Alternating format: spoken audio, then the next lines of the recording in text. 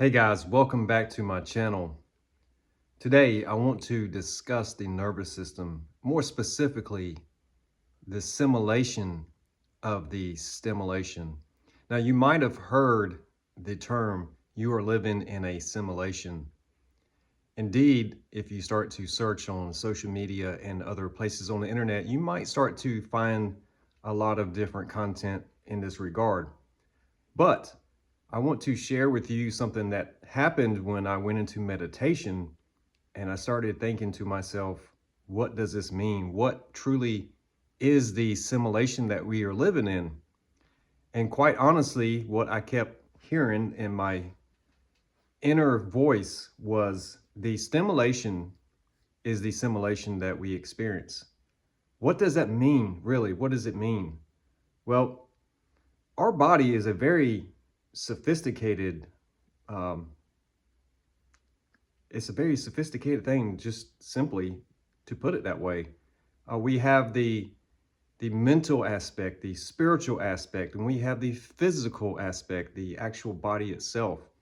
So there are multiple parts to the human body that make up the human experience in general. We have the sensory input, which is the five senses, and I often say that the five senses are the five dimensions of the sensory input. And when you combine all these together, you get the sixth sense. So we have um, multiple layers of things that are working in coherence with each other, in synchronicity with each other. Our mind is always thinking and converting electrical impulses into the simulation. So when we use our imagination and we start to add the feelings to what we are imagining, we start to form a perception of what it is that we are experiencing. The five sensory input oftentimes is something that we don't pay a lot of attention to because we rely very heavily on our visual, our actual physical eyes to give us some kind of readout of what it is in the outside world that is happening.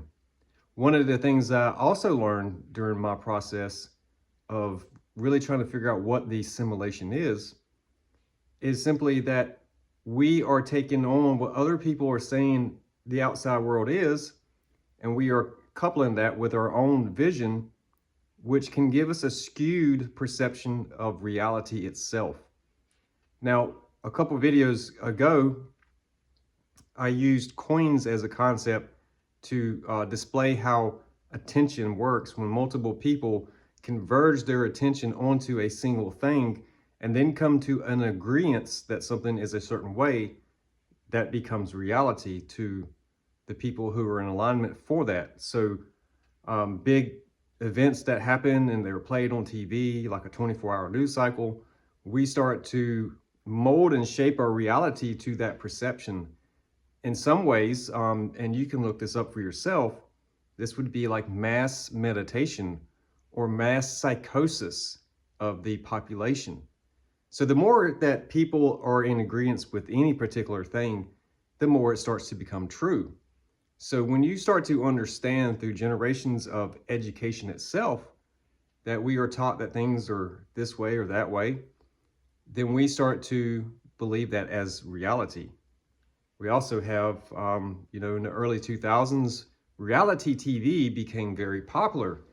And here we are 25 years later, and reality TV has taught the generations that come after that the human behavior that we see on reality TV is just how it is in life everywhere.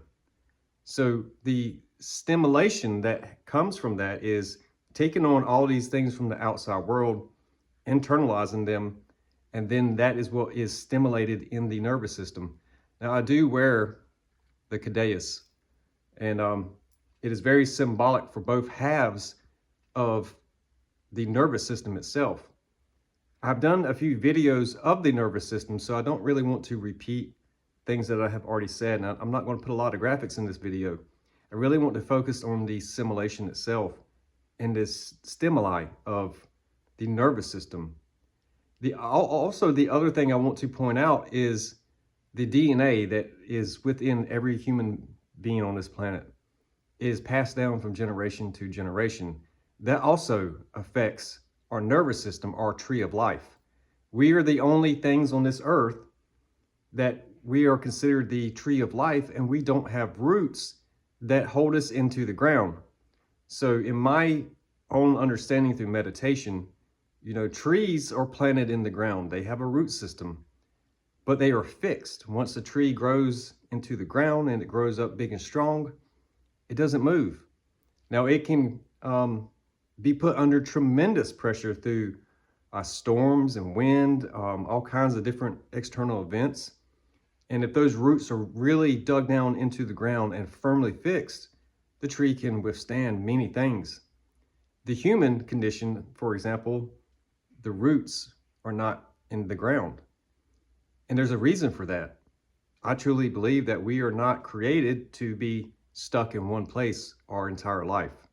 So the tree of life in the human experience is mobile, ever how you want to say that. We can change. That is the concept behind this, right? Once we become self-aware of the simulation or either the self-story, we can word it that way. Once you start to understand what story you are telling yourself, that is kind of like a root line thing that is happening below the surface that we never really think about until we stop, until we start doing things like self-journaling, meditation itself, and we start to slow down and we start to hear the inner voice that is inside of us. Do we start to notice things, right?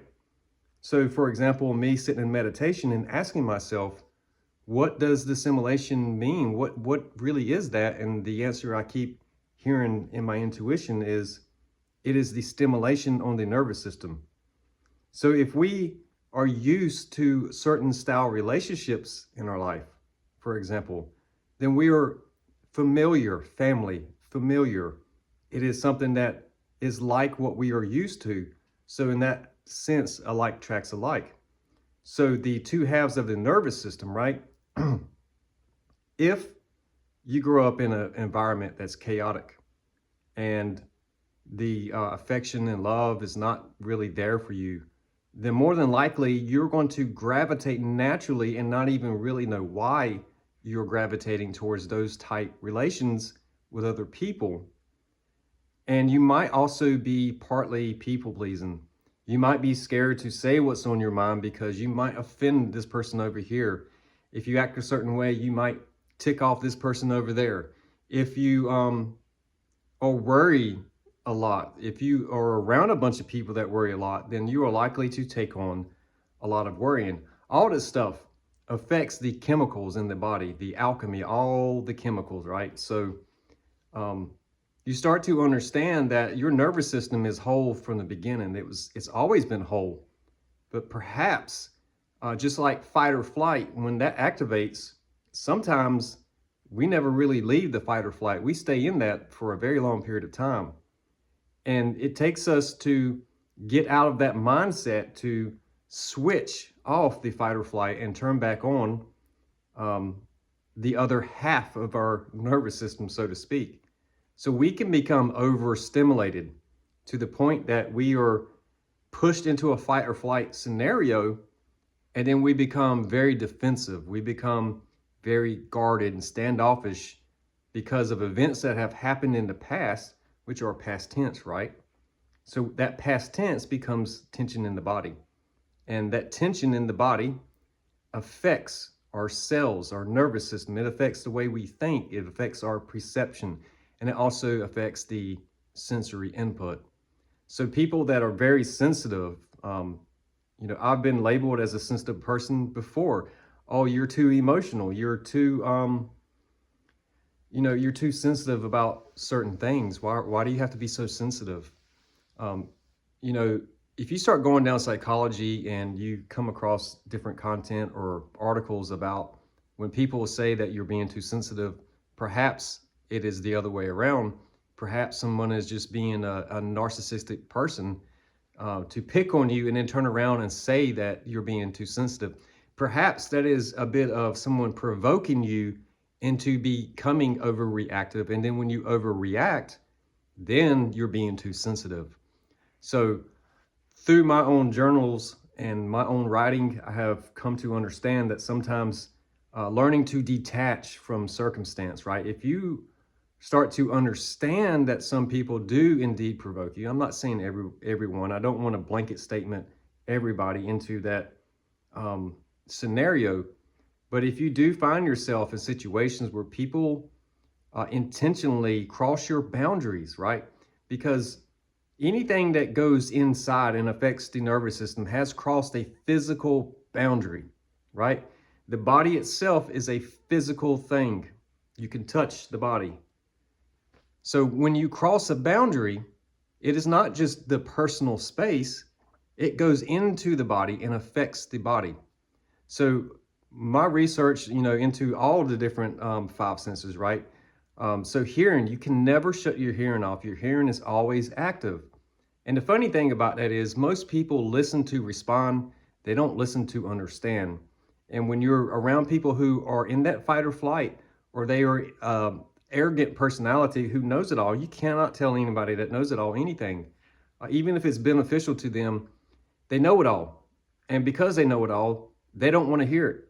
And because of that, they will even reject things that are true. They will actually fight to keep their limitations. So those are different concepts and things you have to learn to discern for yourself. When is it appropriate to just cut somebody off? Just cut it off. And when is it appropriate to just kind of back away and give somebody space? And when are you yourself pushing across someone else's boundaries? But the most important thing that I started to learn was, yes, indeed, we can't shut our ears off. And if we are in places that we are forced to hear things that we don't want to hear, it does start to affect your nervous system. It does start to affect your mental health, because why? It's crossing the boundaries into and inside of the human body, affecting the nervous system itself. The other thing that you can't control is your nose. You cannot shut off your nose from smelling different scents. And when I started to really dig down into that one, like really deep down, I learned that there's a thing called the orifice. Right up at the top of your nose is kind of like right in between your eyes. It's called an orifice bulb. And what this does is it translates the different scents and it sends signals into the brain. Now, different scents could trigger memories from the past, or it could trigger allergic reactions. Now, my time that I spent doing metal fabrication work and being around industrial painting and different chemicals and having to do OSHA training and those type things, we often had to rely on data sheets to tell us what kind of chemicals are in something. A lot of people don't realize that the common air fresheners that come in a can, because it's aerosol, there are volatile chemicals in these things, and they do indeed cross the blood-brain barrier. Now, that is like the ultimate boundary crossing, because if something in the atmosphere can go into your nose, cross your blood-brain barrier, not only does it cross your boundary, now it's affecting your DNA, now it's affecting your nervous system, and ultimately it affects your mental health and your cognition, your ability to stay focused and concentrated on certain things. If something is crossing that barrier, and then you compound it with having to hear outside stimulation that has nothing to do with the environment, is just endless chatter, you have a recipe for being pushed into a guarded position where you feel like the only choice that you have is to remove yourself from the environment. And that is something that I found to be very enlightening, which is why I'm telling you guys today. It is not to call anyone out. It is not to point fingers at anyone. It is self-enlightenment. It is also sharing knowledge with others. And that has always been my goal here with Hypnovision Studios. It has both been a self-journey, but also as I am learning, I am doing it publicly. And that has helped me to continue to go forward. So the simulation is the stimulation on the nervous system. Once you know how these things are stimulating your nervous system, you can start to remove them by removing yourself, or by practicing putting yourself in situations that allow your nervous system to go to ease, right? What is tension? We know that um, tension is when something is pulled tight.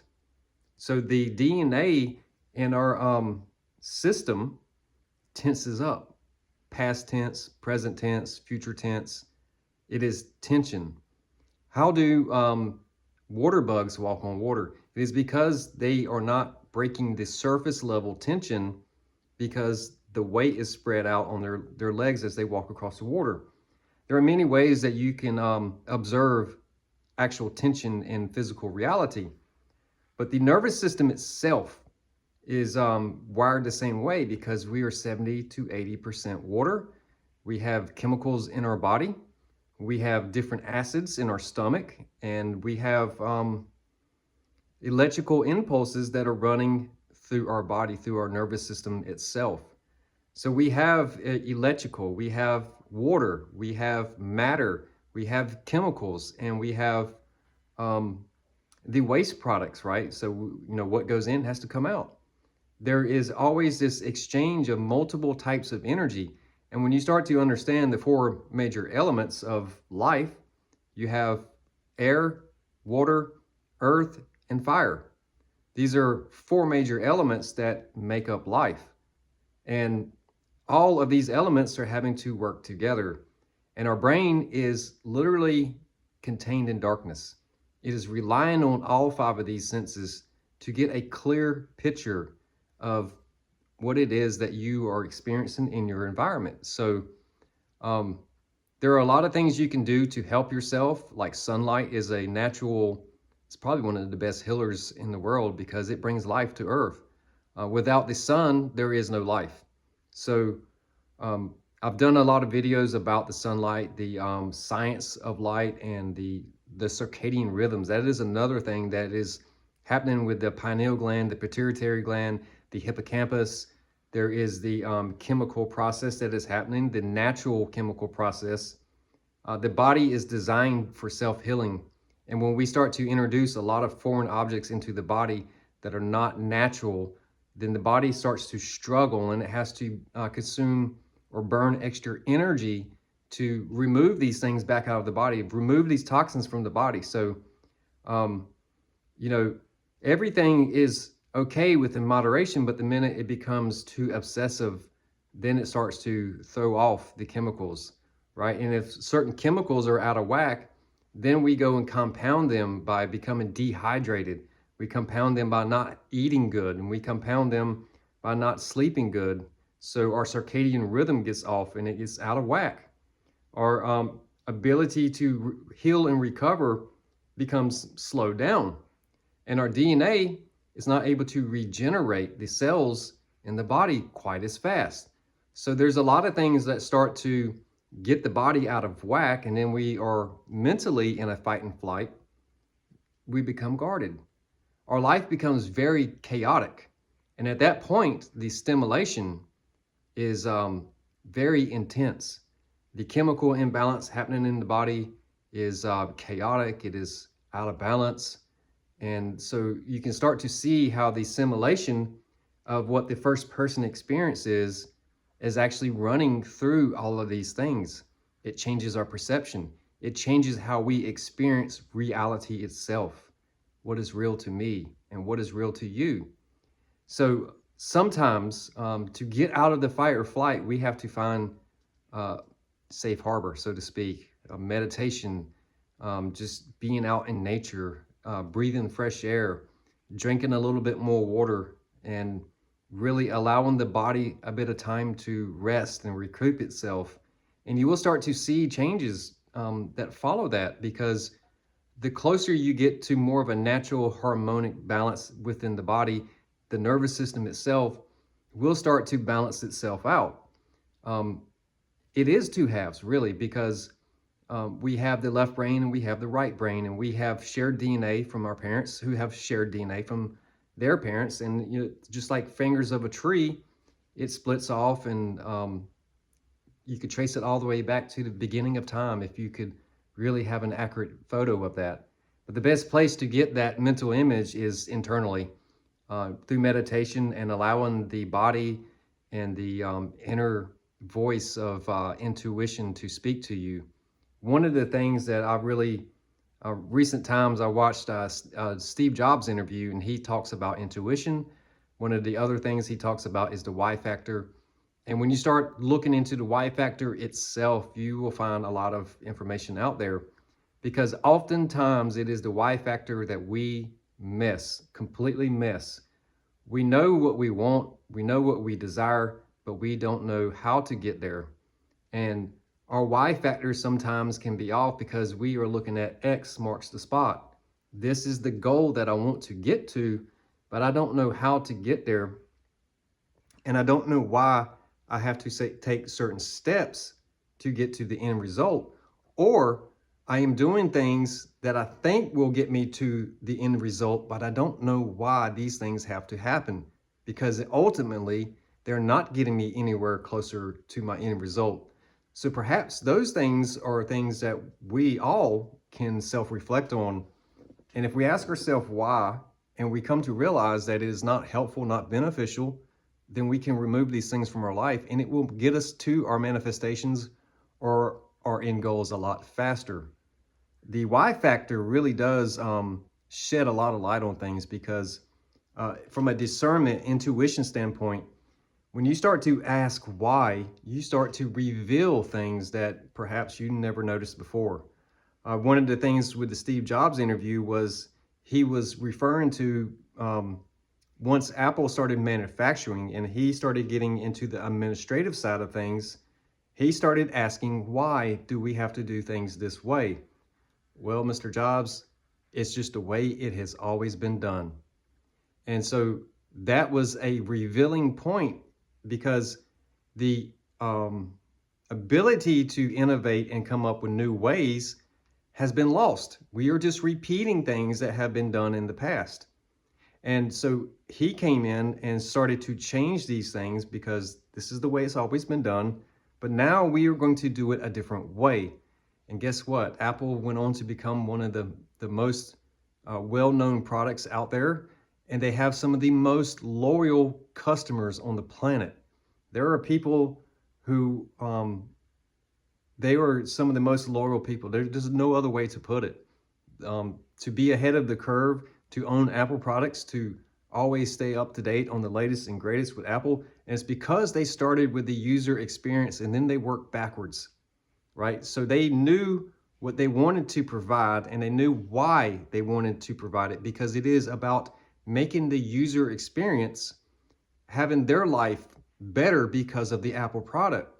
And because their life is better, they become loyal. And then we work backwards to fine tune the process. And we as we go backwards, we start to ask, why are we doing it this way? So we fine tune that also to make the user experience easier. So, 30, 40 years ago, you would have never thought that you'd be able to watch the evening news on your phone, or watch football, basketball. You wouldn't think to have, the ability to go live, to pick up your phone and go live and reach millions of people, if that is what your desire is. You also have radar, and there's like thousands and thousands and thousands of apps out there that you can download onto your phone. So in many ways, the why factor is how Apple and Steve Jobs got to where they are. The intuition, listening to the inner voice on the inside. And so the stimulation and simulation, all of that is tied together. When we are externalized with our attention too much, and I say this quite often, it's worth repeating, because we have to be able to have the ability to pay attention both externally and internally to what is going on inside and outside. That is, it takes a bit of splitting your own attention a little bit, but allowing yourself to give some to yourself and listen to your own self and what is happening in your nervous system. Again, the nervous system is two halves. And when you start to look at the how each half, what it's responsible for and what it's doing, there's blue and red, and it's very symbolic, but it's also highlighting what halves of the nervous system are handling what things. And in order for the energy to completely flow and make that loop and to keep it going, you have to keep it open. And when you shut things off and go into a fight or flight scenario, you are literally shutting off half of your nervous system. And at that point, you start to experience emotional blockages. Why? Because when you're in a fight or flight, there are a lot of things that you just simply don't care about. You become cold, callous to different things that otherwise you probably would have been more in tune with in previous times. So the simulation is affecting how we perceive things. And that's something that I figured is worth noting here on this video. Um, I've done quite a few of these videos now about the nervous system itself, but the whole concept, right? When you start to look at the simulation, you'll see a lot of references to The Matrix. There are a lot of other movies out there that kind of allude to these type things. And yes, indeed, often the truth is hidden in plain sight. A lot of these movies, they make fun of the truth, so it becomes where it's not believable, right? We will believe in certain things that are so far-fetched as truth, but then when truth is in front of us, we can't see it. And that is because we have been programmed and trained through education, through different indoctrinations, whether it be religious institutions, whether it be company cultures, for example. Probably the biggest thing in the last, I don't know, 10, 15, 20 years is the slow tide of reality TV. I'll go right back to that. How reality TV has changed everything, and understanding how mass media has interjected agendas into movies, into TV shows, into getting you to think a certain way, just like the evening news. Probably the best example is our current president, right? He's a reality TV star. He's also the president. You know who else was a TV star? Ronald Reagan. So there's a lot of people that are in these high positions that are actually more like actors. They understand the concept of the camera. They understand the concept of controversy sells cash or creates cash. Controversy is something that the human condition is pre-wired for, because if you follow the evolution of the human condition back to some of the earliest days, nighttime was the scariest time because of different animals and creatures, the darkness, the unknown, because our eyes are not set up to see in the dark. So if we can't see it, it's hard for us to believe. And if we can't see it, then sometimes we would just willingly go along with a narrative, because all we can see is what is being told on TV. Tell a vision. So again, guys, there's a frequency that is happening on your screen as you are watching me right now. If you look into how light works, there is a frequency to that, and there is a frequency to sound. So sound is light and light is sound. They are so interconnected that you can't really separate them. And there's a flash rate that happens with LEDs. So you start to get into the understanding that perception can be highly manipulated by things on the outside world, and finding balance and grounding within your own self will help you to stay connected to the tree of life on the inside. And that is where the abundance is. That is where all the most precious knowledge is. It comes from within. Everything comes from within. You don't really need school to have common sense. You don't really need school to there's a lot of things that you learn naturally and pick up naturally, just like a baby walking. You don't have to go through a training thing to learn how to walk, right? When a baby's first born, some people will throw them in a pool of water and they swim naturally. But for some reason, when a child's born, they forget how to swim. And then some years later, we have to take them for classes to learn how to swim, to learn how to hold your breath, to learn how to kick and paddle. So we almost unlearn things that are natural because we are putting things in that are man-made, that are not natural, into the mind. And those things are like soul, like topsoil that is covering up the original soul. And we have layers upon layers upon layers that are stacked on top of our consciousness, our own awareness. And so when we get into that people pleasing mindset where we know that something is right or we know that something is wrong, but we are afraid to speak up because of people pleasing and offending someone else who may not be accurate or may not be correct in what they're saying or what they are doing. But it is absolutely for your own discernment and your own well-being to either speak up or to remove yourself from situations that are not beneficial to you. And that is another reason that my channel exists, guys. And I'm very grateful, very grateful. In the beginning, it was tough for me to say some of these things on camera. That's how I know some of these things is because I faced them myself. I truly did.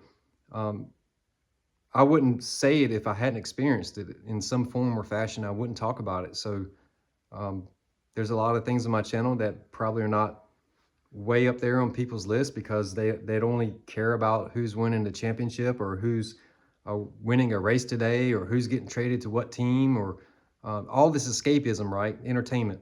As an entertainer myself, I understand this. I understand the people-pleasing aspects of things.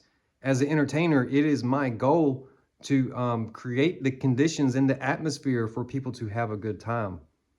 And also, I know when to switch that on and off. So in my personal life, I'm not so inclined to be the class clown, so to speak, just to be creating conditions for people to laugh at and then escape from their own pain or even my own pain at someone else's detriment. So there's a time and a place for everything, and that's really what this is all about. So the nervous system, guys, is something that I encourage everyone to really like do your own research into and um, follow my channel, subscribe to my channel because I'm sharing my self-story, not just my self-story, but offering different ways to find balance in your life, find grounding, and to continue to move forward and grow and follow your own intuition. And sometimes the advice that you give others, you should learn to take for yourself. That is another tip. That is like a pro tip right there, guys. Um, Oftentimes we won't take the advice that we give others, and we really should. So guys, I appreciate you all. I'm glad you stuck around, and I will see you very soon. I don't know what the next videos are going to be in concept, but I do know that my content is changing because we are on the verge of being monetized now, and it is really important to me to make sure that moving forward, I am trying to keep everyone in mind and not so focused on things for myself. I want to be able to land on topics that other people care about and can help other people have a better, healthy life for themselves. And that's where we're going, guys. If you stick with Hypnovision Studios, that's where we're going. So I do appreciate you very much, and I will see you soon.